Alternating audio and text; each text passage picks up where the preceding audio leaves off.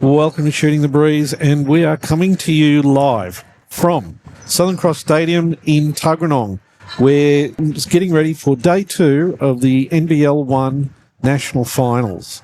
And joining me, I've got Simon from WNBL Pulse, and it's kind of good to be doing a live pod live rather than kind of I'm in Sydney and you're in Canberra. Yep, we can both be here seeing the same things and seeing the old Tuggeranong Stadium, Southern Cross Stadium here in Canberra being converted into these two big show courts for the NBL1 finals. Absolutely. And it's been like a really great first day, and I think day 2 is going to be even better. Though I tell you what, you guys have down here in Canberra have really turned on some pretty bizarre weather. I mean, we woke up this morning, we were driving down here and there's snow on the mountain. Yes, yeah, I saw that driving down as well. Just went, oh, wow, okay. About 2 weeks ago, we had a couple of 17 and 18 degree days and we were thinking, yes, winter's over. But no, it's not. No, it's back with a vengeance. It sure is. And it's got a bit of a bite in here as well, which probably will be good for the players being able to, keep their temperatures down. Yeah. Well, I was just shooting a coaching clinic over at Morris College and indoors there, and it was absolutely freezing. We started at 8 o'clock, and with Will Lopez, who's the head coach for the Cairns Taipans. Yep. And he was struggling. He was going, "I'm from Cairns. This is horrible." Yeah, bit of a change in weather there. Oh yeah. Okay, so look, let's talk about yesterday because it had some really interesting results.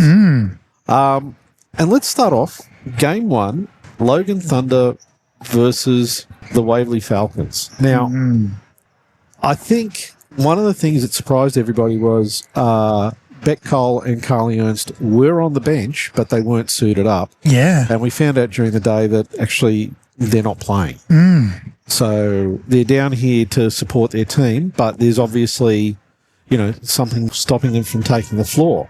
One of the things I found interesting was the Falcons came out hard and got to a 17-point break at half time, but then Logan came back. They actually at one point went for a 14-0 run, hauled it back in, and went to OT, where the final result was 85-81 to the Logan Thunder. I got to say, watching the first half, I didn't expect that outcome.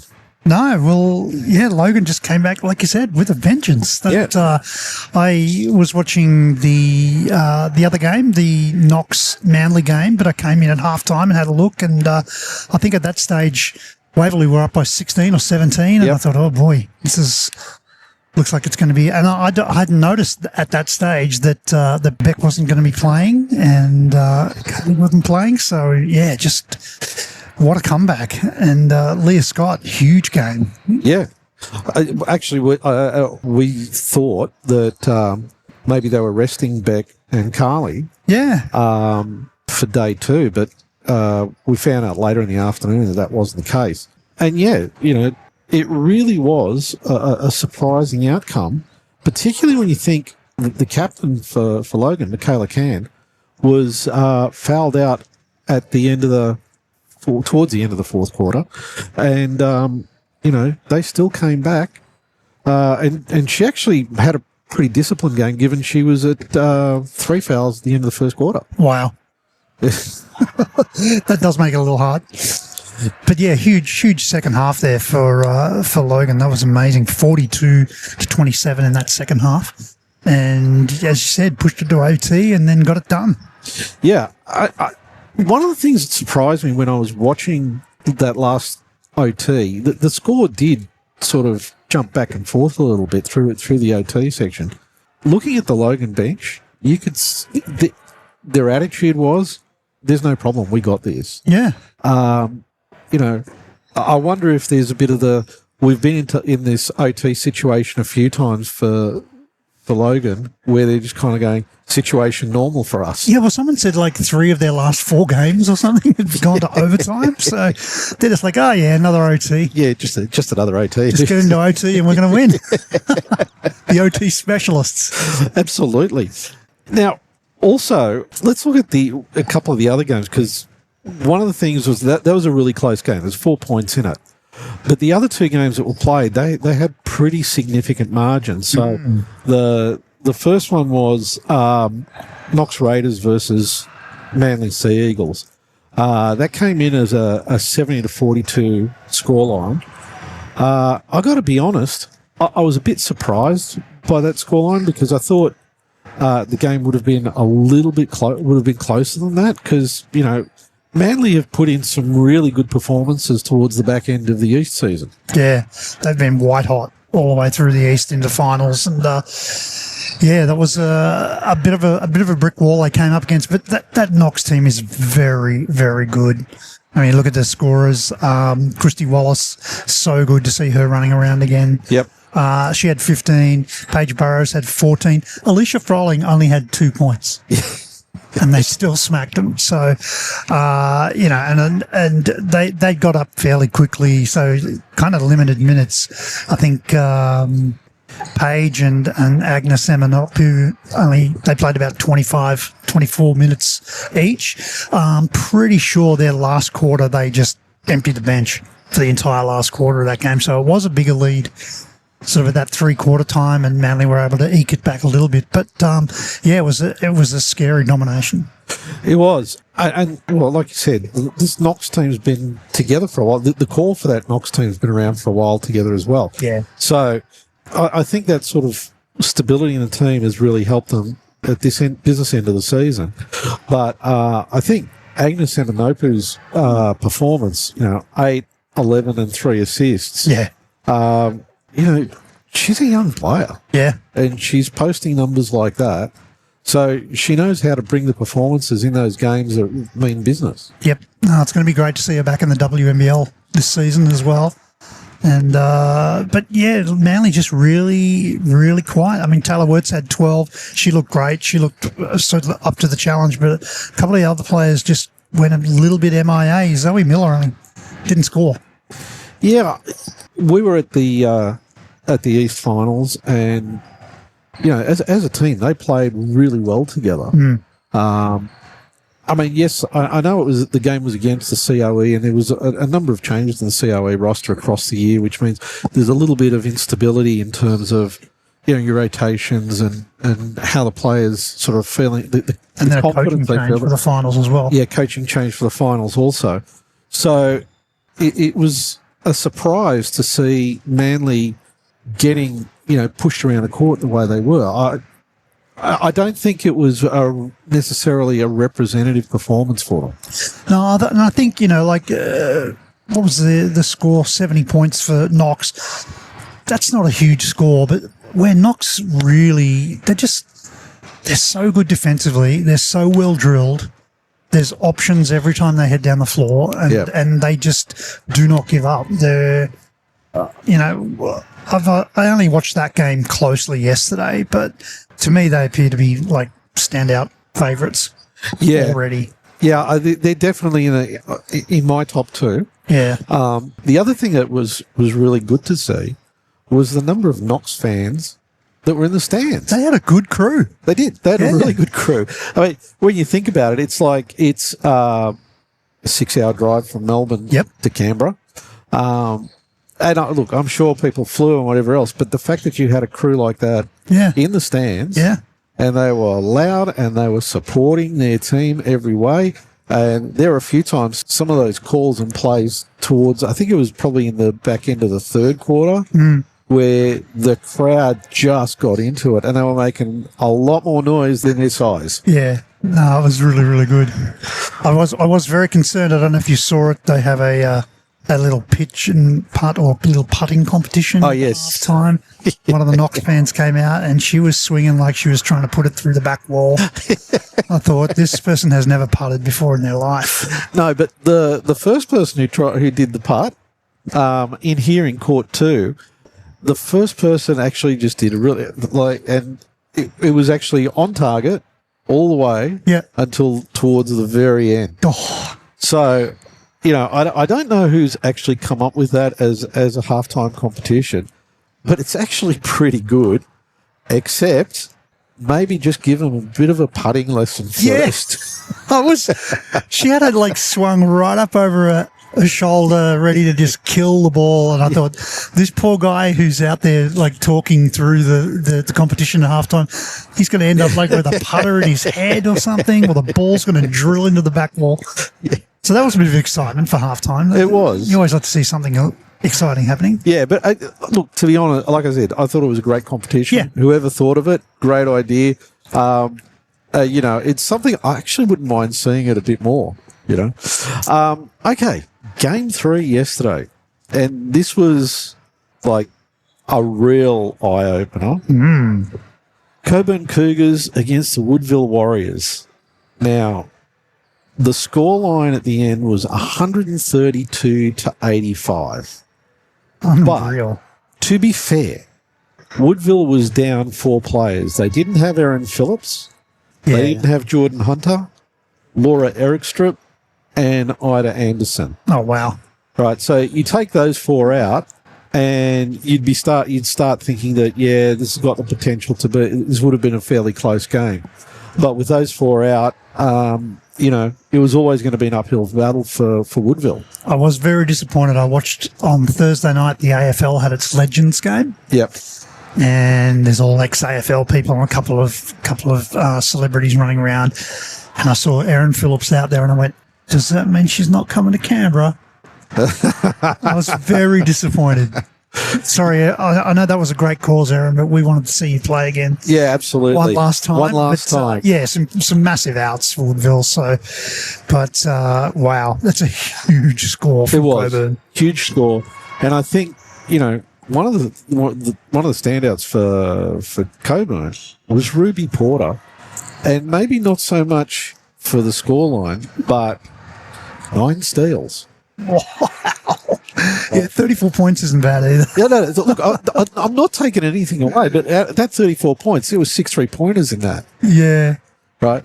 I got to say, look, I'm not taking anything away in terms of scoreline, but 9 steals. That's bringing in the performance at that last, at the pointy end of the season, and it's performances like that really end up, shaking up the outcomes towards the end. I mean, any team in any game would be happy as a team to have 9 steals. Oh, yeah. So you got one player with 9 steals. That sort of speaks to their dominance. Yeah. And how they were really able to just clamp that game down. It was, a very, very big win. Not the sort of result you'd expect in a national final. And it certainly looked like there wasn't much defense played by either team. No. If a team's getting smacked and they still get 85, that's pretty huge. Yeah. So let's just, for a minute, talk about what's coming up today, because there's some really interesting matchups. Woodville Warriors are taking on Manly Sea Eagles, and the noise in the background that you're hearing is the 2 teams warming up for the game that tips off in about 40 minutes. Yep. And that's going to be followed up by Knox versus Waverley, which is going to be a game that I think is going to have a really big crowd showing up for it. Yeah. It's the Battle of the South. And it's going to be interesting to see how it plays out. I think, look, to be honest, Knox has probably got the edge, particularly given that Carly and Beck won't be taking to the floor. Yep. But then again, I don't think you can count out the Falcons either. No, well, clearly, they, without those 2 big guns, they almost got it done yesterday. Yeah. So you would not count them out at all. No. And then the final women's game at 2 p.m. is going to be a real interesting one. Coburn versus Logan. And I think that's the one that's got the potential for a surprise outcome. I mean, given yesterday's performance, you've got to be leaning towards Coburn. That being said, Logan just seems to be able to pull the dub out of the hat. Yep. If it goes to OT. They'd be feeling invincible in some way. Just going, we'd take all comers. We'd just Get them, push them to OT, and then we're fine. Yeah. Yeah, and, they've got the team has a really good attitude. Like I said, yesterday during OT, they really were. They had their head up. They were cheering. They were clapping. They were, really pushing their teammates on. So absolutely no question. They've got a really great attitude. And even Michaela Can, when she went out at towards the end of the fourth quarter, she was telling her team, no problems. This is no problem. Just do your thing. Yeah. We know what we need to do to get it done, and they did. So that also speaks to the maturity of the player roster and how they approach their games. Yeah, I mean, when she went out, she was 16-5 and 7 assists. Yeah. Only playing, 32 odd minutes. So you'd expect in a game, in a bigger game, if she can stay out of foul trouble, she's going to be that factor always. Yeah. But that's going to be a cracker, I reckon. It'll be like, obviously Woodville were very underdone. Yes. And so Coburn probably have gone, yep, okay, we got that one easy, but I'm not going to step into this game thinking, this will be a breeze as well. So no. It should be a cracker. I don't think anybody's going to be taking any of these games for granted at the moment. We're watching some of the Manly players heading out to practice court after, doing a little bit of, having a bit of a chat back here behind the grandstand. NBL1 media, yep. And doing some NBL1 media, yep. Have you had a lot of Red Bull this weekend? No. No, there's Red Bull everywhere. There is Red Bull everywhere. It seems a curious choice for sport, but what do I know? Well, sugar and caffeine. Yeah. Look, I get it, but yeah. Okay, so we can't do something like this without going out on a bit of a limb, to be honest. Who do you think is going to be in the final game? I think Knox will definitely get there. Yep. I think Logan. I think because they've just got that belief. Yeah. And Michaela has been around for so long. Yep. She's such a smart player. Very, very experienced, and clearly they've got the pieces to get it done. Yep. That's going to be my pick. I'm going to go Knox versus Logan. Okay. Look, I'm thinking Knox Coburn but there's I got a question mark around it because Logan's the dark horse. I don't think there's a lot between those three teams. But there's something about a team that can be down by, they were down by 20 plus. Yeah, that's right. And they bring it back. Yeah. Yeah. And they just go, no worries, we just do what we need to do, claw it back, and, not give up. Yeah. And that's got to also say a lot about the coaching staff for that team as well. Yep. Being able to instill that level of self-belief in the players. Yeah, self-belief and trust, and, those are big things. And, Coburn were super impressive, and particularly, Ruby Porter. Is she going to get 35 and 9 steals again? Probably not. If she does, awesome. We get to watch an amazing individual performance again. But yeah, no, I just feel that Logan have got so much belief. Yeah. And they're just so well rounded. They've got all the pieces in place, and I think it'll be them and Knox. Okay. And all right, so let's go for the really, far out prediction.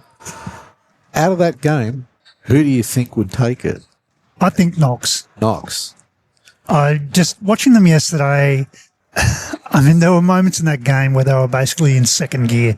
Yep. They were not pushed for periods of it at all. They just they cruised through that. Only put up 70 points in a game that they were winning comfortably. Yep. I think, once they hit high gear and you get, Alicia Froling doesn't have too many games at this level where she only scores 2 points. Yep. And doesn't pull in 1 billion rebounds. So, Christy Wallace looked fantastic. Paige Burrows looked really, really good. I think they've got the pieces, and I just really love their defensive intensity. They do not give up on anything. Well, when you get to this point, I don't think too many teams really do sort of take a step back, or they might get a little bit flustered, but that's about it. I think Yeah, Knox is. I agree with you. They're the favourite, but I still see Logan as a dark horse. Oh yeah, just because of the way they have performed so much over the last couple of days, and particularly the NBL1 North finals. Right, they went to 3 games. The first game they got punished. Yep. And then game 2 and game 3, they just came back and they weren't going to stop. And I think they really they've got that self belief, and I don't think that's the X factor that you can't really do a calculation. Yeah. Yep. Definitely. I mean, both teams have got that experience. They've got strong backcourts. Yeah. It's gonna be great. It's just stoked that we're here in Canberra this year, and I get to watch it all and not have to jump on the KO. Yeah. Yeah, and of course we've got to remind everybody that you will be able to catch all the action from here at Tuggeranong's Southern Cross Stadium on KO freebies. So if you could make it, you're not missing out.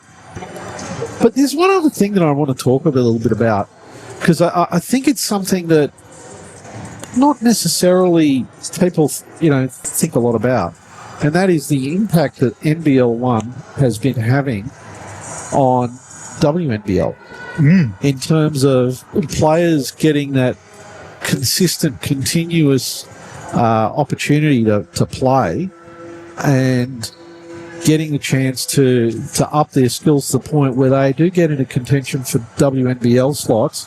Whereas if we go back a few years, maybe that wouldn't have been the case. No. We've talked about this. I think the two of us have talked about it. We've certainly talked about it on the Pulse. Yeah. That it's a legitimate pathway to the WNBL now is NBL1.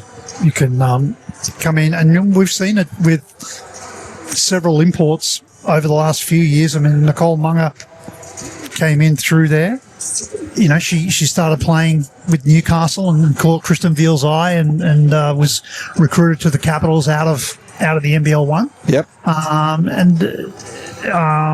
There's a couple of I'm just struggling at this early Saturday morning to remember people's names, but I know there's been a few of them that have come up that way already, and now it's a legitimate option because not everyone can go and once the junior players go through that college system and come back, if they're not going to the WNBA, then what else do they do? True. And I think that's a bonus for the NBL1. It means that we're going to get a higher quality of players coming through here. Just seeing how many teams in across all conferences have imports at this NBL1 level. They are obviously thinking, this is an opportunity to get through to the WNBL. Or they're the kind of people that just love to go and play overseas and have a great time somewhere else. But it's all good and it's all looking up for sure. Yeah, well, I mean, Sydney's picked up Maddie Norris, who's come out from the NBL1. Yeah. And I think, we've also got Unique Thompson coming into Sydney as well. Yep.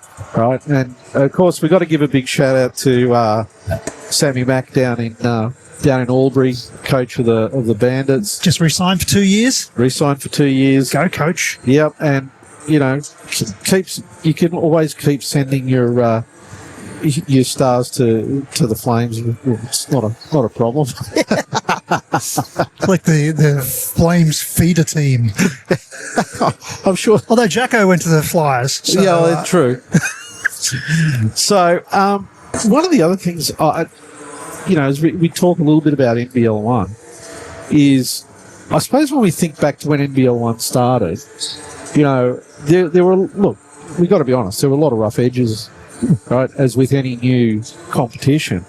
But over time, it's evolved, and what we've seen here today over the last couple of days, in terms of organisation, in terms of the game action, everything that's been going on around the competition. It's been really great. I've got to say, look, from our perspective, the media team here have also been amazingly helpful. Yep. And that's showing the real professionalism that's really starting to build around the NBL1. And I think that's also translating into what's happening with WNBL now with the change in ownership and what's happening there as well. Yep.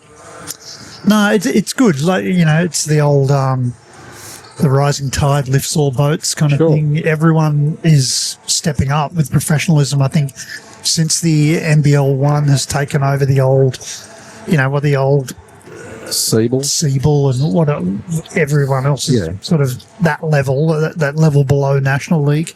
I think by incorporating it all into one thing, it does create this sort of nationals congregation at the end of the season, and it's really a good place to just, like you said, play your trade. If you're not at that WNBA level, if you're a WNBL starter or a stalwart, and you go, look, I've got to stay in touch, but I'm just going to stay home. And it's, we see a lot of WNBL players just do exactly that. They go back to wherever home is, and they stay at those levels. Some of them travel all over, but it's just it's really symbiotic now, which is great. Yeah. And it's, like we said, it's a definite pathway into the big W. Yep. And it's just great to see it sort of leaping ahead and going from strength to strength. And now we've got the WNBL 2.0. Yep. Which we're all waiting with bated breath. Yes. To see how that's all coming out. Looks pretty good at the moment. It does indeed. Yep. And one of the other things that we really haven't touched on, but it's also associated with this, is the pathway from NBL1 doesn't necessarily translate just to WNBL. There's also the Tauihi League over in New Zealand. Yep. And we've talked about this before. I know we certainly have on Shooting the Breeze. That is the timing of the Tauihi League means they go over, they play, and they're home for Christmas. Yep. So it's not literally a 12-month cycle of playing basketball. Yeah. There's a little bit of time. You're coming out of Tauihi, you've got 3 or 4 months to rest and recover before you actually get into the NBL1 season. Mm.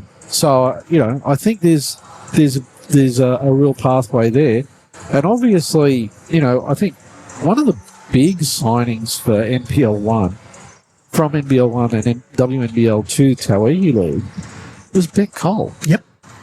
Just saw yesterday Christy Wallace is playing at that same team, the Queens. The Queens. She signed on over there. The Queens are starting to look like a seriously stacked team. Yeah. They're giving like New York Liberty vibes. Yeah, and look, we actually interviewed one of the principals of the team, Rachel Talale, some time back, and it really comes across as a team that's very, very heavily community oriented, which is always a really good thing to see. Yeah. So I'm really curious to see how that pans out, and it's kind of like an early mid-December grand final over there. Yeah. It's probably a good time to go for a short trip to New Zealand, maybe, just to go and catch something like that. Yeah, I was thinking we need to do a live pod over there, so watch some games and catch in some New Zealand time and just sort of out a bit. It's a different kind of feel because they've got that sort of two-tiered system where the benchies all playing that extra game. Oh, yeah. The Rapid League. The Rapid League, that's right. The Rapid League is great. I don't know if you've had much of a chance to watch some of those games on YouTube over here.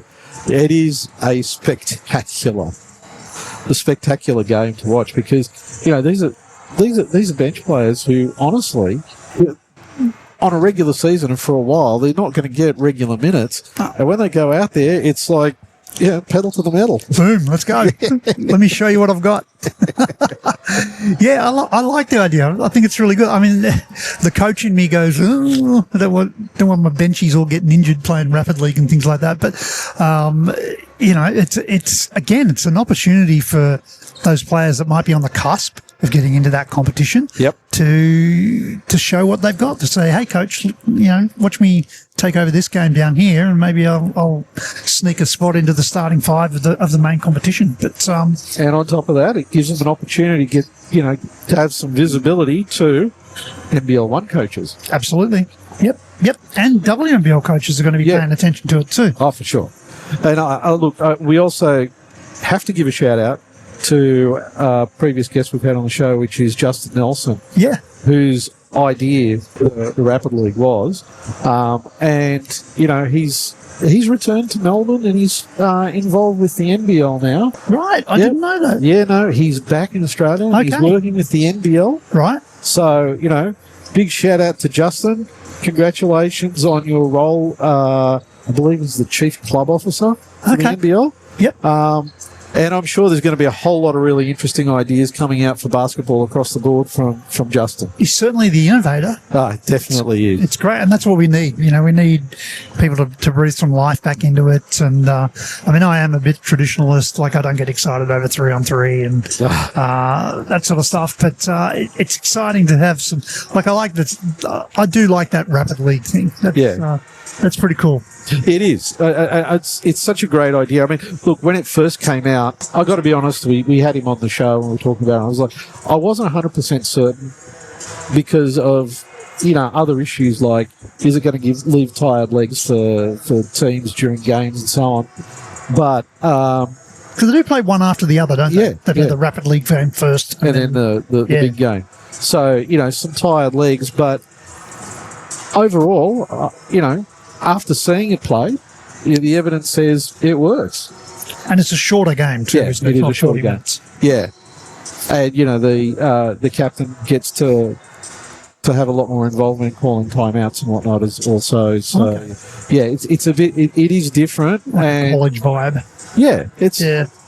I find it really interesting. So, you know, there seems to be this real ecosystem around basketball building, particularly, you know, between Australia and New Zealand. Yeah. And I think it's making Australia and New Zealand a positive and preferred option for a lot of players. Yeah. Right? Particularly if they don't want to hang around, don't want to get a European winter. I want to sort of come down to the Southern Hemisphere and kind of get 12 months of summer. For sure. And, you know, the social media stuff's been coming out about where should the WNBL be getting its next franchises from, and we know that the Jack Jumpers are probably first cab off the rank there, and that Brisbane group has put their hand up as well. But you've got to be thinking if we are successful and are able to expand the league any further, you've got to have a New Zealand team back in. True. I'll tell you what I'd like to see. I would love to see an opening game for the NBL1 season, which is NBL1 National Finalist versus Tauihi Finalist. Yeah. You know, I reckon that would be an absolutely amazing way to start the season. For sure. Yeah. That'd be great. They do something like that with rugby league as well, where they get, you know, the champions of the UK league versus the champions of the Australian NRL, and they go and play a game somewhere. Yeah. Right. But I think this would be good because it would also help to build up that, you know, cross-Tasman rivalry. Yep. And, you know, maybe we can beat them more often than we do the All Blacks. Yeah, I mean, the world is... That's not going to be hard. We'll never beat the All Blacks.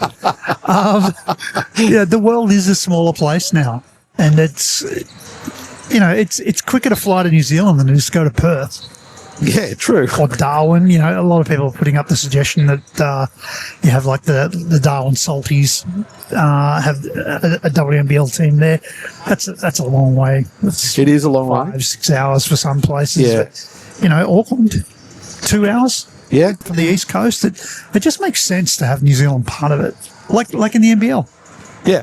Okay. One last thing that I'd like to touch on is, you know, with this WNBL season coming up, Canberra has, on paper, put together a pretty strong team. So excited. As everyone knows, it's been a lean couple of years since we went back-to-back at the end of the noughties. Yeah. And it's just, really, really exciting that this group that Gori and the Caps have been able to put together. And I've chatted with Jado about it. She cannot wait to get back here and get into it. I was chatting with Coach Goris yesterday as well, and he was just beaming. He's very excited for this group, getting them all in here, and our French import is already here in Canberra, and he's been working out with her already, and is just very, very excited about where she's at. So it's us Capitals fans and Canberra fans, we're very, very excited about this new group, and that's a good thing about this these finals. When they come along, you get excited about seeing the best that the NBL1's got to offer, but you go, okay, we're only about 4 to 6 weeks away from the WNBL coming back, and I think everyone is so excited about what this new league is going to look like. Certainly on paper and behind the scenes, we've seen a lot of changes. We've seen 3 clubs change their logo, change up their colour schemes. It's been really, I think, embraced as an opportunity to really take it on as a new era. And it's going to be really exciting. Cannot wait. And as you said, it's only a few weeks before the WNBL tips off. 50 days. I think on Thursday there was a post that came out from Geelong. And we're still waiting to find out where Game 1 is going to be played.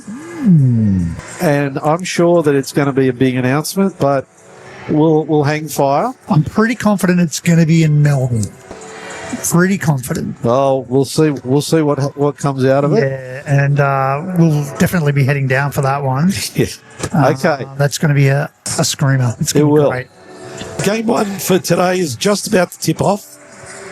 In 15 minutes between the Woodville and Manly. Catch it on KO freebies. And Simon, it's been great talking to you and doing this one face to face as well, which is really cool. It's much easier. It definitely is, and can't wait to see how today's games are going to pan out. And if you're a Canberra fan and you're not just wanting to watch the women's games, and the Gunners won their game yesterday, the Canberra Gunners, and they're on at 4 p.m. this afternoon as well down here at Tuggeranong. So if you're in Canberra, get around it. But some great games kicking off with this first one now at 11:30. Okay. Thanks, Simon, and we'll be looking forward to catching the day's action. Make sure to subscribe wherever you get your podcasts so you get our latest pod, and we really appreciate if we could get a like and a review so we can extend the reach to more listeners. And don't forget, follow us on Instagram, Twitter and LinkedIn.